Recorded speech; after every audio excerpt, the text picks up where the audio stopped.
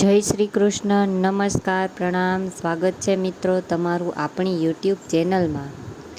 મિત્રો, આજે અમે લઈને આવ્યા છીએ ખૂબ જ સમજવાલાયક અને વિચારવાલાયક રહસ્યમય પારિવારિક કહાની. તો મિત્રો, આ કહાનીમાં એક ખૂબ જ મોટું રહસ્ય છે જે તમને કહાનીના અંતમાં સાંભળવા મળશે. તો મારી તમને વિનંતી છે કે આ વિડીયોમાં અંત સુધી જોડાયેલા રહેજો. અને કહાની પસંદ આવે તો વિડીયોને લાઈક, શેર અને નવા હોય અને આ ચેનલને સબસ્ક્રાઈબ ના કરી હોય તો આ ચેનલને સબસ્ક્રાઈબ પણ જરૂરથી કરી લેજો, જેથી અમારા નવા આવનારા વિડીયોની માહિતી તમારા સુધી સૌથી પહેલાં પહોંચે. તથા કોમેન્ટ બોક્સમાં સાચી શ્રદ્ધાથી હર હર મહાદેવ લખી દેજો, જેથી ભગવાન ભોલેનાથની કૃપા આપણા પર હંમેશા બની રહે. તો ચાલો મિત્રો, શરૂ કરીએ આજની કહાની. આજે ડૉક્ટર મહેતાએ સુહાનીને શાબાશી આપતા કહ્યું, સુહાની, તું જો સમયસર તારી સાસુને લઈને આવી ન હોત તો એને કોમામાં જતાં હું પણ ન રોકી શકત. તે વસંતભાઈ અને શિખરને જાણ કરી? સુહાનીએ નીચું જોઈને કહ્યું, હા, પપ્પા આવે છે અને શિખર હજુ તમારે બંનેને અબોલા છે. ડૉક્ટર મહેતા વસંતભાઈના ફેમિલી ડૉક્ટર હોવાના નાતે બધું જાણતા હતા, એટલે સુહાનીનું વર્તન જોઈને અંદાજો આવી ગયો તો પણ પૂછી બેઠા, હેલો મહેતા સાહેબ, કેમ છે? હવે આશાને સુહાનીનો જવાબ આપવાની અસમંજસમાંથી બચાવવા વસંતભાઈ આવી પહોંચ્યા અને ડૉક્ટરને પૂછ્યું, આભાર માનું સુહાનીનો, એ સમયસર આશાબહેનને લઈને આવી ગઈ. બાકી તમારી વસંત ઋતુ પાનખરમાં ફેરવાઈ ગઈ હોત. ડૉક્ટર મહેતાએ સુહાનીના વખાણ કર્યા અને સાથે મિત્રની મજાક પણ કરી લીધી. વર્ષો જૂના ફેમિલી ડૉક્ટરને આવી મિત્રતા થઈ જતી હોય છે. આશાબેનને ડાયાબિટીસ કંટ્રોલમાં ના રહ્યું એટલે આવું થયું. હું રજા તો કાલે આપી દઈશ, પણ એક અઠવાડિયું ટોટલ બેડરેસ્ટ કરવો પડશે. વસંતભાઈએ આભાર માનતા ડૉક્ટરને કહ્યું, ઓકે સાહેબ, થેન્ક યુ. સુહાનીએ વસંતભાઈને પગે લાગી અને કહ્યું, જય શ્રી કૃષ્ણ પપ્પા. વસંતભાઈએ એક સામટા સવાલોનો મારો કર્યો, જય શ્રી કૃષ્ણ બેટા, તું અહીં આવી ત્યારે મારો મતલબ છે તને કેમ ખબર પડી? કઈ રીતે આશાને અહીં લઈ આવી? સુહાનીએ ખુલાસો કરતાં બધી વાત કરી. મારી ફ્રેન્ડના ઘરે પ્રસંગ છે કાલે, એટલે આવી મમ્મીને મળવાનું મન થયું તો આજે બપોરે ઘરે ગઈ અને બેલ મારવા છતાં પણ દરવાજો ન ખુલ્યો, એટલે મને શંકા ગઈ. ઘરની એક ચાવી આપણે બહાર ક્યાં રાખીએ છીએ એ મને ખબર હતી, એટલે એનાથી દરવાજો ખોલીને હું અંદર ગઈ. બધા રૂમમાં જોયું પણ મમ્મી ક્યાંય દેખાયા નહીં અને લાસ્ટમાં બાથરૂમમાં જોતા ત્યાં તેમની નીચે પડેલા જોઈને મને તરત જ 108ને ફોન કર્યો અને અહીં લઈ આવી. રસ્તામાંથી તમને ફોન કરીને જાણ કરી. વસંતભાઈએ ગળગળા થઈને સુહાનીના માથે હાથ મૂકતા કહ્યું, ખૂબ સારું કર્યું. ભગવાને જ તને મોકલી હશે, બાકી આશાને આજે ભગવાન તને 100 વર્ષની કરે. બેટા, હવે સારું છે મમ્મીને. પપ્પા, તમે કેમ આમ ઢીલા ના પડો? સુહાનીએ સસરાને હિંમત આપતા કહ્યું અને પૂછ્યું, તમે શિખરને ફોન કર્યો? એને કહ્યું કે હું અહીં છું? વસંતભાઈએ જવાબ આપતા કહ્યું, હા કર્યો, એ આવે છે. અને તારા વિશે નથી કર્યો. ફોનમાં કહેવું યોગ્ય ના લાગ્યું. મને એટલી વારમાં શિખર આવ્યો અને સુહાનીને જોઈને આશ્ચર્ય પામ્યો. કંઈ બોલ્યો નહીં અને આશાબેન પાસે બેસી ગયો. આશાબેન પણ હવે ભાનમાં આવી ગયા હતા. એટલી વારમાં ડૉક્ટર પણ આશાબેનને ભાનમાં આવી ગયા અને જાણ થતાં આવી પહોંચ્યા અને ચેકઅપ કરીને કહ્યું, બધું ઓલ રાઈટ છે, ચિંતા કરવા જેવું કંઈ નથી, પણ આજ રાત અહીં રહે તો સારું, કાલે રજા આપી દઈશ. પણ ઘરે કહ્યું એમ કરવાના હોય તો જ, બાકી ભલે મને થોડી કમાણી થતી. હસતા હસતા ડૉક્ટર મહેતાએ કહ્યું. તો શિખરે કહ્યું, પપ્પા, તમે થાક્યા હશો, ઘરે જાઓ, હું રાત રોકાઈશ. નહીં બેટા, તું સુહાનીને એ કહે ત્યાં સુધી ઘરે મૂકીને ઘરે જા. બહાર ગામથી આવ્યો છો તો થાક લાગ્યો હશે. તને વસંતભાઈએ આદેશના સૂરમાં કહ્યું. એટલે શિખરે ના ન પાડી શક્યો. ઝઘડાનો ચહેરો નિર્દોષ હોય છે, પણ એની પેટ ભયાનક હોય છે. એની સાબિતી જાણે બંને આપતા હોય એમ. હોસ્પિટલથી સુહાનીએ કહેલા એડ્રેસ સુધી બંને ચૂપ જ રહ્યા. શિખર શરીરથી મજબૂત, મનથી રોજો અને દિલથી પ્રેમાળ દંપતી બાબતે એ ડફોળ હતો અને પ્રામાણિકતાના વિષયમાં PhD હતું.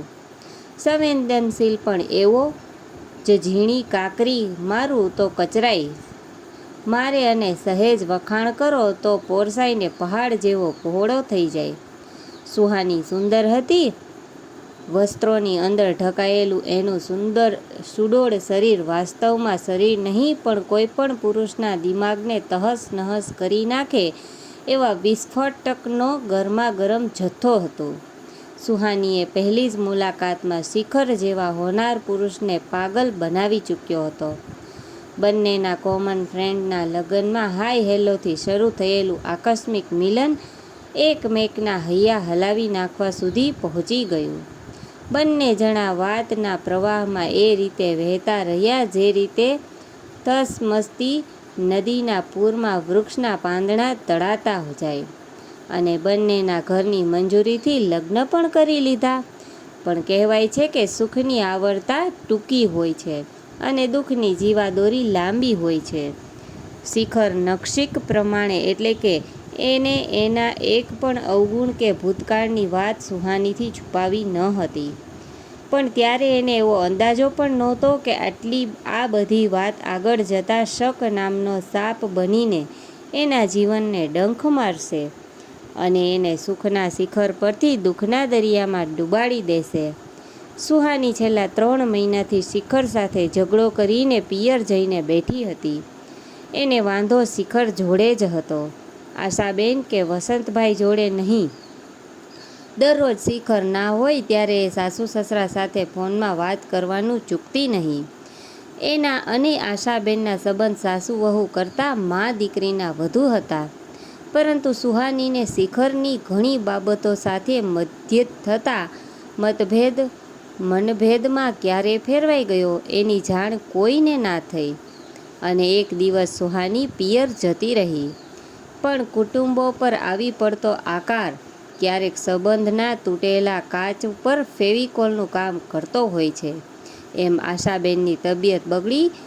સુહાનીનો ત્યારે જ ઘરે પહોંચવું અને ડૉક્ટરે બેડ રેસ્ટ કરવાનું કહ્યું. એટલે સુહાની 1 અઠવાડિયા માટે ઘરે રહેવા આવી. આશાબેન અને વસંતભાઈને નવી આશા જાગી અને મનોમન પ્રાર્થના કરવા લાગ્યા કે સુહાની હવે અહીં જ રોકાઈ જ રહે. શિખર સાથેના મતભેદ ખતમ થઈ જાય. ક્યારેક કોઈ ક્ષણ એવી ફળદ્રુપ હોય જે બોલાયેલા શબ્દથી ગર્ભવતી બની જતી હોય છે. સાચા હૃદયથી બોલાયેલું વાક્ય સમયના ઉદરમાં ઈચ્છા બનીને પાંગરવા લાગે છે. રજત આ ઘટનાને જ કદાચ રીના નામથી ઓળખતું હશે. આવું જ કંઈક આશાબેન અને વસંતભાઈની પ્રાર્થના વખતે થયું હોઈ શકે. કારણ કે એ જ સમયે કોરોના કાળ કેરીથી બચવા માટે સરકારે 21 દિવસ લોકડાઉનની જાહેરાત કરી.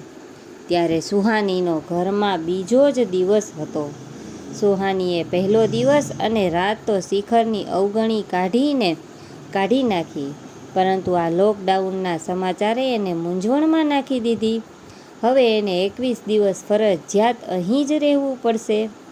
આશાબેને એની મૂંઝવણ પારખીને એને કહ્યું, બેટા, આપણે હંમેશા સાચું સમજીને જ કરતા હોઈએ. ખોટું છે એ તો પછી જ ખબર પડે છે.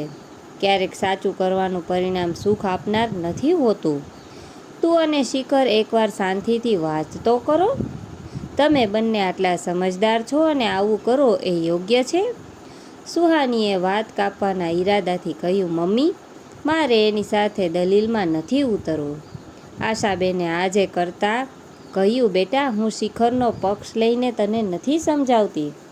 હું તને મારી દીકરી જ સમજું છું. એટલે કહું છું દલીલોના દરવાજા બંધ કરી દેવાથી સંબંધોનું જળાશય દરિયો ના બની શકે. એને તર્કનો કાંટો ના મળે તો એ ગંધાઈ ઉઠે. બંધિયાળ ખાબોચિયાની જેમ એકવાર મારું મન રાખીને એની સાથે વાત તો કર, કંઈક રસ્તો નીકળશે. બીજી તરફ વસંતભાઈ શિખરને સમજાવવા માટે મથી રહ્યા હતા. વ્યક્તિને જીતવી હોય તો એને સહમત કરવી પડે. બેટા, મહાત કરીએ ન ચાલીએ. કારણ બતાવવું પડે અને ગળે ઉતારવું પડે. તો સુહાની જોડે દલીલ કરવાના બદલે તારી વાત શાંતિથી સમજાવી પણ શકે નહીં. પપ્પા પણ એ સમજવા કે માનવા તૈયાર થાય તો ને. તમને એવું લાગે છે કે મેં કોશિશ નહીં કરી હોય? શિખરે પોતાનો પક્ષ રજૂ કરતા સામો સવાલ કર્યો અને ઉમેર્યું, કેરીની ખટાશ અને લીંબુને ખટાશમાં ફેર હોય. પપ્પા, કેરીને એમ મીઠી થાય ત્યાં સુધી પકવી શકાય. લીંબુ તો જેમ પાકે તેમ ખટાશ પકડે. અને સુહાનીના મનમાં શક નામના લીંબુની ખટાશ છે. શક દૂર કરવાના મેં બધા જ પ્રયત્નો કર્યા પણ એને સંતોષ જ નથી. વસંતભાઈએ વિનવણીના સૂરમાં કહ્યું, એક કોશિશ વધુ આમ. પણ હવે 21 દિવસ સાથે જ રહેવાનું છે તો એક ટ્રાય કરવામાં તને કાંઈ વાંધો છે? આશાબેન અને વસંતભાઈની એક જ ઈચ્છા હતી કે શિખર અને સુહાની બંને ફરી એક થઈ જાય. બંનેની કોશિશથી શિખર અને સુહાની એકબીજા સાથે વાત કરવા માટે રાજી થઈ ગયા. ત્યારે આશાબેનની આંખો ખુશીના આંસુથી છલકાઈ ગઈ. જાણે અડધી જંગ જીત્યા. આંખોની ખૂબી એ જ હતી, એ જ કે એ હરખથી પણ છલકાય અને દુઃખથી પણ છલકાય. એ આંખ જ્યારે માતાની હોય ત્યારે તો પૂછવું જ શું. સમય સૌથી મોટો દિગ્દર્શક છે. એ જિંદગીના તપતા પર ભજવાતા નાટકમાં એક પણ પાત્ર સાથે સહેજ પણ અન્યાય નથી કરતો. યોગ્ય સમયે દરેક પાત્રને ચોટદાર સંવાદથી ફટકારવાની તક આપી જ દે છે. આજે એવી તક શિખર અને સુહાની બંને પાસે આવી. બંને આજે બધું ક્લિયર કરવાનું નક્કી કરીને બેઠા હતા. પણ શરૂઆત કોણ કરે? એ મૂંઝવણમાં બંને અગાસીમાં શાંત વાતાવરણમાં ચૂપ બેઠા હતા. સુહાની, આ ચાંદ અને તારાને જોઈને શું વિચાર આવે છે તને? સુહાની ચપકે અને સમજવાની કોશિશ કરી રહી કે શિખર શું કહેવા માગે છે. પણ શિખર આકાશ તરફ જોઈને પોતાની ધૂન ભૂલી જાય છે. જિંદગીમાં અમુક લોકો ચાંદ જેવા હોય છે, પૂરા ખીલેલા. તો મહિનામાં એક જ દિવસ જોવા મળે એવા લોકોનો પ્રેમ પણ ચાંદની જેમ વધઘટ મતલબ મુજબ થતો રહેતો હોય છે. અને અમુક લોકો તારા જેવા હોય છે, 365 દિવસ એક જ સરખા દેખાય અને એક જ સરખો પ્રેમ આપે. શિખરે આટલું બોલીને સુહાની સામે જોયું. શિખર, તને એવું લાગે છે કે મારું વર્તન ચાંદ જેવું છે? સુહાનીએ આંખ ચીની કરી અને પૂછ્યું. શિખરે હંમેશની જેમ સમજાવટના સૂરમાં કહ્યું, યાર સુહાની, પ્લીઝ, તો તને ગમતો મતલબ ના કાઢ. હંમેશા મારો કહેવાનો મતલબ એ હતો કે તું તારા જેવી છો. મમ્મીને ખરાબ તબિયત માટે આપણો મતભેદ ભૂલાવીને પણ એની દેખરેખ માટે એક પણ ક્ષણ વિચાર વગર અહીં રોકાવાનો નિર્ણય લીધો. એ બીજું કોઈ હોય તો કદાચ ના લઈ શકે. સુહાનીએ કહ્યું, તારી આવી અઘરી વાતો જ મને હંમેશા મૂંઝવણમાં નાખી દે છે. આ જ વાત તું આમ ચોખ્ખું પણ કહી શક્યો હોત, પણ નહીં. તને હંમેશા અઘરું જ બોલવું ગમે અને મને સરળ ભાષામાં સાંભળવું ગમે. અને વાક પછી મારો કાઢ કે હું મને ગમતા મતલબ કાઢું છું. સુહાની હવે પહેલાંની જેમ ખોલીને બોલવા લાગી. હવે તું કહે તો સરળ ભાષામાં વાત કરીશ, ઓકે? શિખરે સુહાનીને પહેલાં બોલવાનો મોકો આપવાનો નિર્ણય કર્યો. આજે તારા મનમાં જે હોય એ કહી દે. હું પહેલાંની જેમ જ પૂરી ઈમાનદારીથી અને સચ્ચાઈથી જ સાંભળી છે અને જવાબ આપીશ. વાત તો હવે એવી જ કરીશ જાણે બધો વાંક મારો જ હતો. લોક શિખર, તને કોઈ દિવસ એવી ફરિયાદનો મોકો મેં આપ્યો કે હું તારા મમ્મી પપ્પાને માન સન્માન નથી આપતી, એ લોકોનું ધ્યાન ના રાખ્યું હોય એવું બન્યું? મને તારા ઘરનાથી કોઈ પ્રોબ્લેમ નથી અને એટલે જ હું અહીં રહું છું. અત્યારે મને પ્રોબ્લેમ તારી સાથે હતો અને એ છે તને ફ્રેન્ડ સાથે બહાર જવાનો સમય છે, ફિલ્મ જોવાનો સમય છે, પણ મારી સાથે બહાર જવાની વાત આવે ત્યારે તને આરામ કરવાનું મન થાય. એ વળી કેવું રવિવાર? એટલે જાણે તને એક જ મળતો હોય અને તું એકલો જ રવિવારની રાહ જોતો હોય એવું વર્તન હોય તારું. શું મને મન ના થતું હોય તારી સાથે બહાર જવાનું? શું મને તારી સાથે ફિલ્મ જોવાનું મન ના થતું હોય? તને રવિવારે રજા મળે છે? શું તે એવું વિચાર્યું કે મને ક્યારે રજા મળતી હશે? હું તારી સાથે રહેવા માટે આખા અઠવાડિયાની વાત કરવા માટે રવિવારની રાહ જોતી હોઉં છું. બહાર તો બહુ વાતો રહું છું એવું બધા કહે, અને ઘરે આવું ત્યારે કેમ મૂંગો રહે છે? મારી સાથે કોઈ દિવસ કામ વગર નિરાતે વાત કરે છે? એકી શ્વાસે બોલ્યા પછી સુહાની સહેજ રહીને ફરી બોલે છે, તે કોઈ દિવસ મારા ઘરના વિશે પૂછ્યું કે મારી મમ્મી પપ્પાની તબિયત કેમ છે? તે સામેથી કોઈ દિવસ ફોન કર્યો? શું એના તરફ મારી કોઈ ફરજ નથી? તારા ઘરનાને હું કેમ સાચવું છું એ તને ખબર છે, તો શું તને એક ફોન કરવામાં પણ તકલીફ પડે? મને ખબર છે કે તને ફોનમાં વાત કરવી નથી ગમતી, પણ શિખર, અમુક કામ બીજાને ગમતા હોય છે અથવા બીજાની ખુશી માટે પણ કરવા પડતા હોય છે. હવે તો કંઈક બોલ કે આજે પણ મૂંગો રહેવું એવું નક્કી કરીને આવ્યો છો? સુહાની રડમસ અવાજે વાત પૂરી કરતા બોલી, હું તારી બધી બાબતમાં સહમત છું. મને મારી ભૂલ દેખાય છે. તારા ગયા પછી મમ્મી પપ્પાએ મને કહ્યું હતું, બહુ કહ્યું આ બાબતે, અને હું દિલથી એ બાબતે માફી માગું છું. તને મમ્મી પપ્પા સાથે ખુશ જોઈને હું એવું જ વિચારતો હતો કે તું ખુશ છે, પણ મેં તારી જગ્યાએ રહીને કોઈ દિવસ વિચાર્યું નથી. હું મારી જ દુનિયામાં મસ્ત હતો, પણ હવે એવું નહીં થાય. શિખરે ઈમાનદારીથી પોતાની ભૂલ સ્વીકારી, જે એને સુહાનીના ગયા પછી મમ્મી પપ્પાએ કહી હતી. પણ મમ્મી પપ્પાને શિખરે મુદ્દાની વાત તો કરી જ ન હતી કે કયા કારણોસર એનો અને સુહાનીનો ઝઘડો આટલો વધ્યો. એ મુદ્દો શિખર હવે હાથ પર લઈ આવ્યો. સુહાની, તને એવું લાગે છે કે મેં તારાથી કંઈ છુપાવ્યું હોય?